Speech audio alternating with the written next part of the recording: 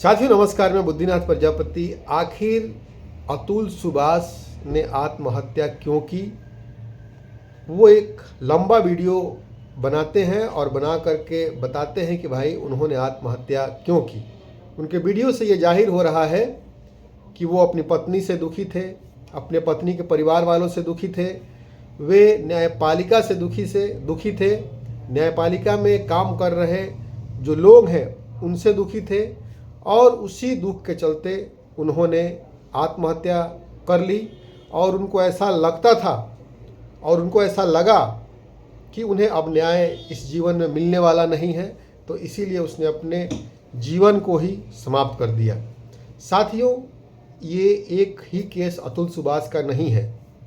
इस प्रकार के बहुत सारे केस वाकई देश में हो रहे हैं और बहुत सारे जो लोग हैं इस न्यायिक प्रक्रिया से परेशान होकर के आत्महत्या कर ले रहे हैं, नहीं तो अन्याय बर्दाश्त करके जी रहे हैं। साथियों, आखिर ऐसा कारण क्या है कि जो न्यायपालिका है वास्तविक न्याय लोगों को नहीं दे पा रही।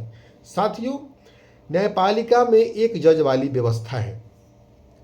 एक जज वाली व्यवस्था ऐसी है कि एक जज किसी एक कमरे में बैठ करके, कोर्ट जो है उसमें बैठ करके, वहाँ कोई व्यक्ति रहे ना रहे, वो किसी भी मामले में आदेश पारित कर देता है और उस आदेश को लागू करवाने के लिए पूरी कार्यपालिका को जिम्मेदारी दे दी जाती है और जिसके खिलाफ वो आदेश पारित हुआ है वो बाध्य है उस आदेश को मानने के लिए।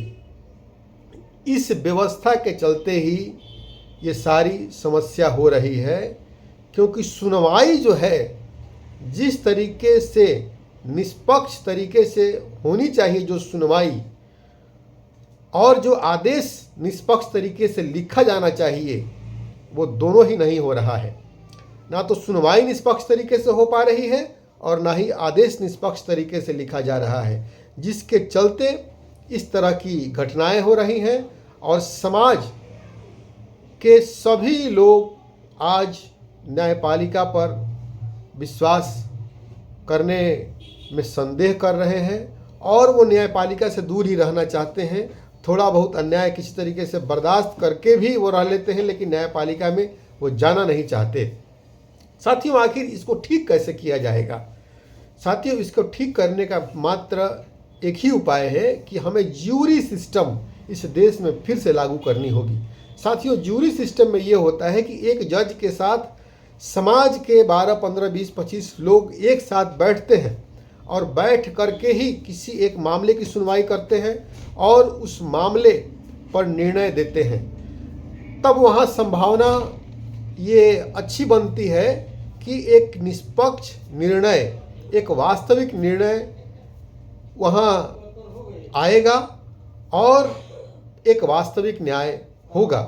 जब तक ये व्यवस्था हमारे देश में फिर से लागू नहीं होगी तब तक हम उम्मीद नहीं कर सकते हैं कि न्यायपालिका लोगों के साथ वास्तविक न्याय कर पाएगी। साथियों, मैं ऐसा नहीं कह रहा हूँ कि बहुत सा जज के ऊपर आरोप नहीं लगा रहा हूँ।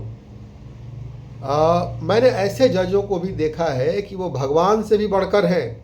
वे वास्तविक न्याय देने के लिए बहुत मेहनत करते हैं और वे देते भी हैं, लेकिन कहीं ना कहीं इसका दूसरा पहलू भी है न्यायपालिका में।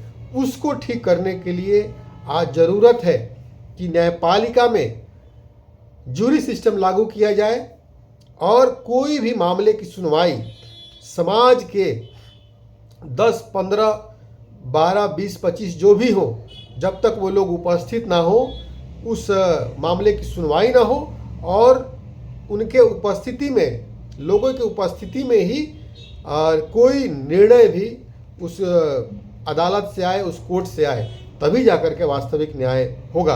आज जिस तरीके से हम देखते हैं कि इंफॉर्मेशन टेक्नोलॉजी का युग है, डिजिटल हर चीज़ हो रहा है, तो हम इंफॉर्मेशन टेक्नोलॉजी का प्रयोग करके लोगों की उपस्थिति जो है सुनवाई के दौरान सुनिश्चित कर सकते हैं और उनके उपस्थिति में कोर्ट सुनवाई करे और निर्णय दे, तभी जाकर के वास्तविक न्याय होगा।